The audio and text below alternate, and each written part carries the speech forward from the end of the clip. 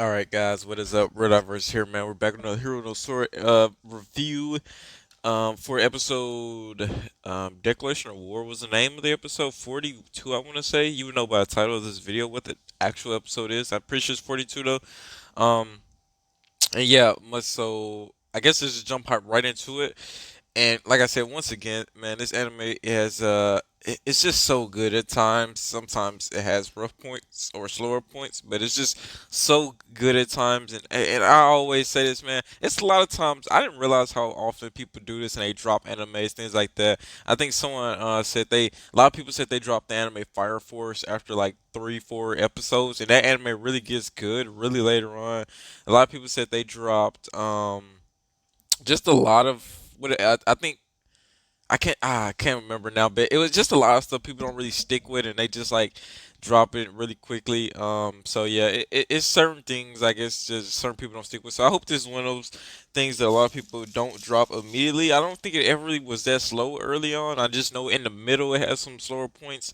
But anyways, yeah, so we finally got really into the match, Yoko versus Kuzu. I mean, like this game's been really the build up for the last like 20 since initially since that fire happened in the thing. This game was really already have been like a thing. And just working to happen. Well, not even that. Yeah, since that fire happened, because that was the same episode that that Kite told Yoko's coach that he really wasn't he wasn't gonna play for him and that he would change things around for Kuzu. So we knew then and there that they would have a big showdown at some point or another, right? So we get this showdown now. This is where we're at now. Also, by the way, I like the black jerseys on Kuzu's team. It looks really slick. And so Yoko is basically the team to beat. Not only just like for Kuzu's right now, but they're just the team to beat for every team. Like every team has yet to beat Yoko, and really, right now, Kuzu does have a really good chance of beating Yoko because they have essentially they don't have any seniors on the team right now, so that's a really big bonus. But actually, as Chiaki said in one of the earlier episodes, essentially they're a better team without the seniors. He said honestly, so we really get to see their star players are really second years, right? We get um Yakuma and Shirashi are the two second years we know of so far on their team, and obviously their whole team on this game is second years and freshmen. Fu is obviously the freshman, and the rest of them I think are pretty much.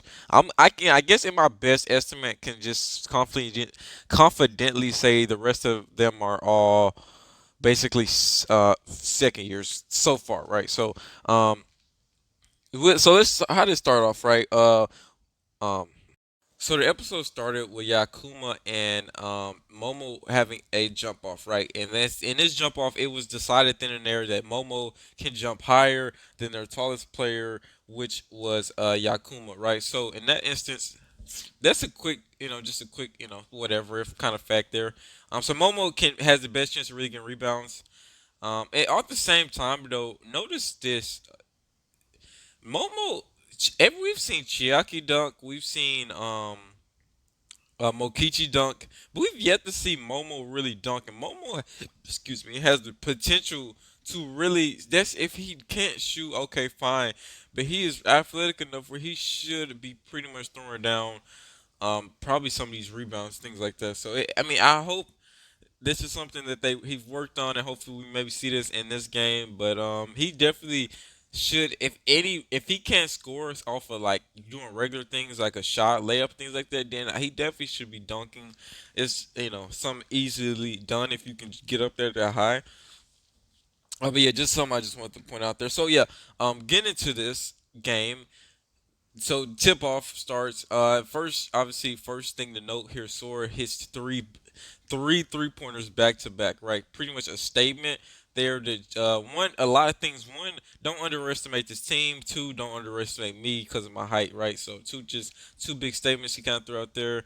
Um, and yeah, proved this point. Right. How do we get a Fire Force picture in here? But whatever. Right, so that was the two things he pretty much said or wanted to show with that statement there. And next up, what happened after that initial shot, right? Okay, okay. Then for Fua, okay, yeah, I think I get the pace of it now. Fua was really playing really sluggish, right? He and one player can really mess up the flow of the whole team. Fool was playing really sluggish, for the reason of just simply he likes to play. He likes to one come in a game when they're losing, and also he likes to come in the game when it's just. He just likes to, he's just like a Lou Will type of player. If you happen to know who that is, he likes to just come off the bench in a sense, right? Or he just like a challenge. He feels like Kuzu's team so mediocre that it's not even fun to play with, in a sense, right? So, which is a good and bad thing. So, say if Kuzu really gets going, it could really, just bring forward to another level in terms of skill, right? So, yeah, he's one of those players that can be really bad or really great, depending on essentially the other team. So it's kind of that's pretty interesting there. So Coach benched him, put in another guy. I didn't catch this other guy's name, but essentially their whole team is nothing to mock about, right?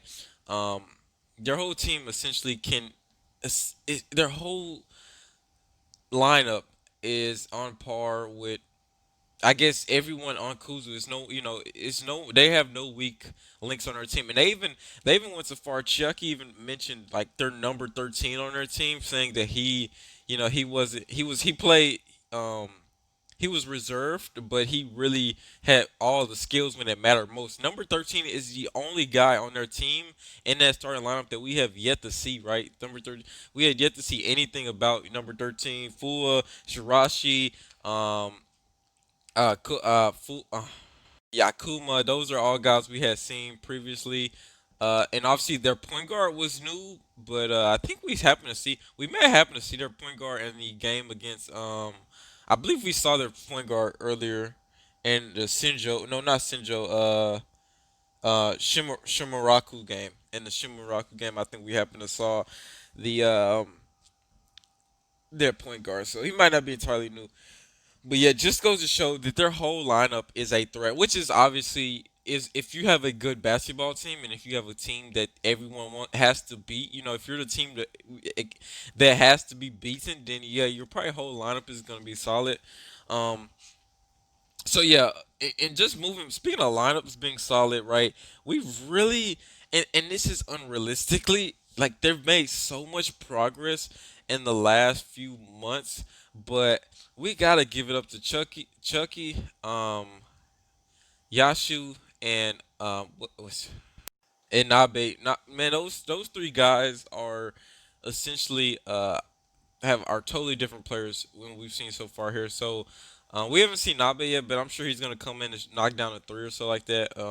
But even I even happened just to catch this one clip. He turned the ball over, he dribbled it out of bounds, or he's like just like let it fall out of bounds. But even Chucky was pretty much dribbling the ball at one point, right? Like I don't think that he was ever doing that at any point earlier in the series he would ever just dribble the ball. So it's just even just to see that, and also Yashu, he pretty much had this.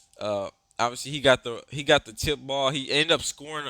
He scored on himself or Kuzu's goal, but at the same time, his skill was there, right? So he did some things that was there.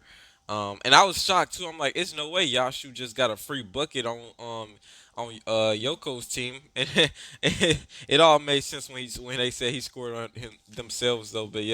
Um, but yeah, those guys did make progress, and I remember just talking in the last video saying I did not really see the progress coming for the team for those three guys, and I really just didn't really expect much out of them. But yeah, they've really progressed because that's the thing.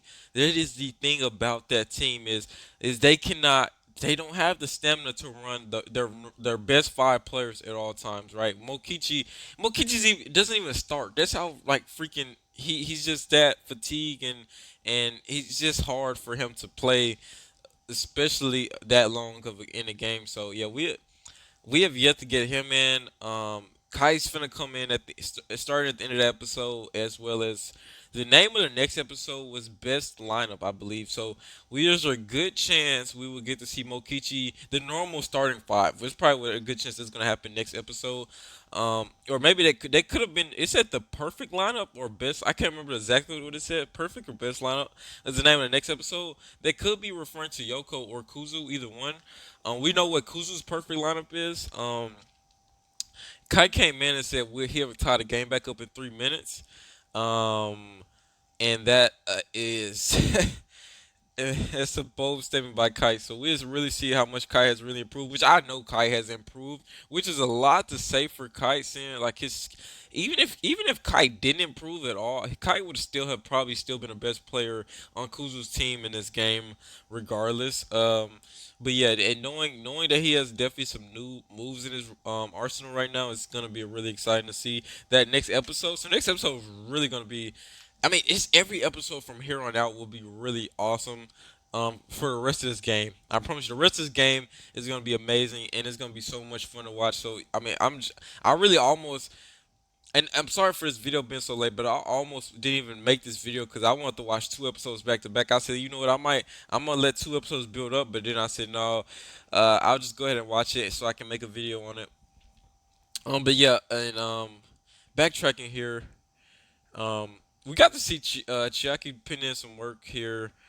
We saw him dunk, and that's another reason why, like I said earlier, why Momo should be dunking. His brother's dunking, and you can jump, and he can jump. Momo can jump higher than his brother, um, but Chiaki's jumping. So it's that is another statement there, and we don't really see Chucky put in effort, but he really is a genius on the team, right? He's not he doesn't he has yet, honestly, maybe in his younger days he might have at some point, but we've yet to see him put in any real work. He's one of those players that just has everything, right? He just makes plays when he's in a game, but when we see him practice and things like that, we've never see Chucky doing really any hard work, right? In the like you never see him in practice doing like what Kite does or what Sora does or anything like that. He just shows up to the games and he's like almost the best player on the team. It's just one of the funny things about the guy. But yeah, so to backtrack here again, look at the current picture on the screen right now. Yashu Yashu has really become an essential six man, right? Mokichi really is the six man because he doesn't really start. But in terms of we know who the real starters are, Yashu is definitely one of the. He's like a six man. He's really his skills is just really starting to really blossom. It's like if everyone has a miniature version of themselves. Well, no one's really solid on defense. No, we really don't have no lockdown defenders. But Chucky's the lockdown defender. Yashu is like basically essentially just another solid, well-rounded player. He's starting to be able to make shots. He can make layups now. And things like that, dribble the ball, things like that. And he just has a real good sense of the game. And then you have and he's now trying to start taking threes, right? So it's just a lot of things going on for that three. Once again, I already mentioned this earlier in the video, but it's just something really to note there for the team now because that's essential, right? They essentially weren't even playing with their full starters early on. It was just Sora, Chiaki, and Momo, right? Those it was just those the best three players there. So we didn't even have Kai or Mokichi in the game yet. Notice that, and they were keeping up, right? But another big thing I really don't like about this team, and this is a big shot at Nail, but they don't take timeouts at the appropriate times, right? So like just before Kai got in the game and they were down by like what 10 now, they should have definitely took a timeout knowing that Yoko is such a good team. You cannot give them even a second of a momentum, right? You give them momentum and they will run off in 10 points. They got the game up 10 points in less than a minute, I believe they said. So you cannot afford to do stuff like that against a team like Yoko's, and that's just something she's always not. If she's the coach, she sucks at calling timeouts. I gotta admit that about her. It's gonna happen plenty of times. That's why they really, in my opinion, lost that Sinjo game. They didn't take timeouts when they needed to, and maybe she just has really good faith in them to recover in the midst of the game. But no, you need to call timeout and regroup everyone together. When you see the momentum shift that hard right there, and yeah, it's definitely what happened.